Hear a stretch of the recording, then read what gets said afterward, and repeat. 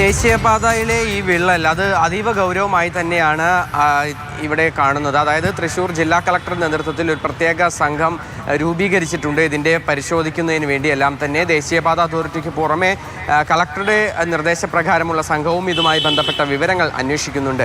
ഇന്നിപ്പോൾ കളക്ടറുടെ അധ്യക്ഷതയിൽ യോഗം ചേരുകയാണ്. അത് PWD ഉദ്യോഗസ്ഥരും എഞ്ചിനീയർമാരും അതിനോടൊപ്പം തന്നെ മോട്ടോർ വാഹന വകുപ്പിൻ്റെയും കൂടാതെ ഈ ദേശീയപാതയുമായി ബന്ധപ്പെട്ട അതായത് റോഡ് നിർമ്മാണവുമായി ബന്ധപ്പെട്ട മറ്റ് ഉദ്യോഗസ്ഥരും എല്ലാവരും ചേർന്നുകൊണ്ടാണ് ഇന്നിപ്പോൾ യോഗം ചേരുന്നത്. ഇന്ന് ഈ യോഗം ചേർന്നതിന് ശേഷം PWD ഉദ്യോഗസ്ഥർ ഉൾപ്പെടെയുള്ളവർ കളക്ടറുടെ യോഗത്തിന് ശേഷം അവിടേക്ക് പോവുകയും ചാവക്കാട് പോവുകയും അവിടെ എത്തി മണത്തലയിലുള്ള ഈ വിള്ളൽ സംഭവിച്ച ഇടത്തു നിന്ന് സാമ്പിളുകൾ ശേഖരിക്കും.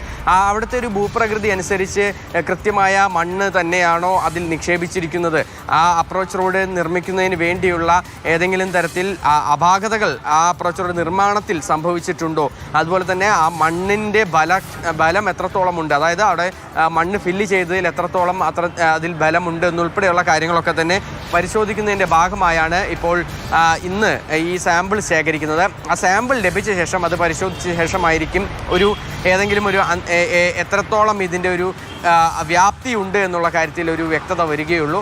അതിനുശേഷം കളക്ടർക്ക് വീണ്ടും റിപ്പോർട്ട് നൽകും. ഈ കളക്ടർ നിയോഗിച്ച ഒരു സംഘമുണ്ട്. ആ സംഘം പ്രാഥമിക റിപ്പോർട്ട് സ്ഥലം കണ്ടിരുന്നു, സ്ഥലത്ത് കൃത്യമായ പരിശോധന നടത്തിയിരുന്നു. ഒരു പ്രാഥമികമായ നിഗമനം എന്താണ് ഈ എക്സ്പേർട്സിന്റെ?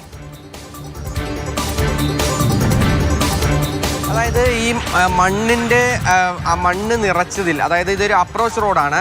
ദേശീയപാതയുടെ ഈ മണത്തല മേഖലയിലുള്ള അടിപ്പാതയ്ക്ക് മുകളിലേക്ക് എത്തുന്നതിന് വേണ്ടിയുള്ള അപ്രോച്ച് റോഡാണ്. ഈ അപ്രോച്ച് റോഡ് സൈഡ് വാൾ കെട്ടി അതിൽ മണ്ണ് നിറച്ചാണ് റോഡ് നിർമ്മിച്ചിരിക്കുന്നത്. ആ മണ്ണ് നിറച്ചതിലുള്ള അപാകതയാണ് ഇത്തരത്തിൽ ഈ റോഡ് ഇടിഞ്ഞു താഴാനുള്ള ഒരു പ്രശ്നമായി ഒരു പ്രാഥമിക നിഗമനം.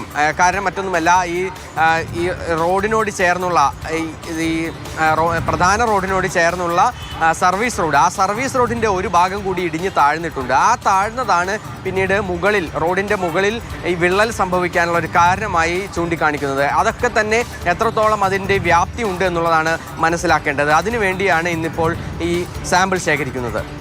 SMS ലിഷോയാണ് തൃശ്ശൂരിൽ നിന്ന് വിവരങ്ങൾ നൽകിയത്.